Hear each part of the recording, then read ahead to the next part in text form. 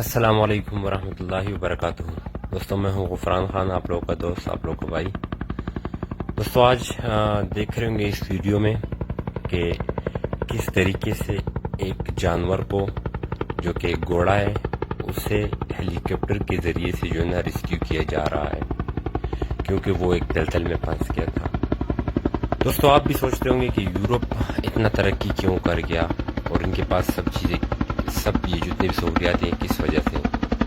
دوستو یہاں پہ انسانوں کو اس کے حقوق دیے جاتے ہیں، حتیٰ کہ جانوروں تک، جتنے بھی جانور ہیں انہیں بھی اپنا حقوق جو ہے نا دیے جاتے ہیں۔ کیونکہ اس بات کی میں گواہی دیتا ہوں کہ میں ادھر ایک جگہ پہ کام کرتا تھا، تو ادھر کسی کو شہد والی مچھلی کو کسی نے مارا، تو دوسرے بندے نے جو ہے نا اسے بڑا غصہ ہو گیا اور اسے بولا کہ دیکھیں آپ اسے نہ ماریں، اگر آپ ماریں گے تو میں آپ پہ جو ہے نا رپورٹ کروں گا، کہ ایک قانون ہے جرمنی میں اس کے یہ خلاف ہے۔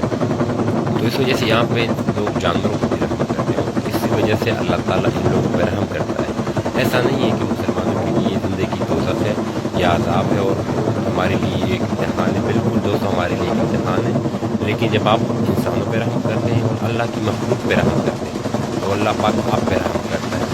دیکھیں کس طریقے سے جو ہے نا ایک گھوڑے کو بچایا جا رہا ہے، اور سارے لوگ جو ہے نا ایک جانور کو بچانے میں لگے ہوئے ہیں۔ دوستوں لوگوں تک پہنچائے کہ لوگ جو ہے نا اپنے دلوں میں رحم پیدا کریں، چاہے وہ انسانوں کے لیے ہو یا جانوروں کے لیے۔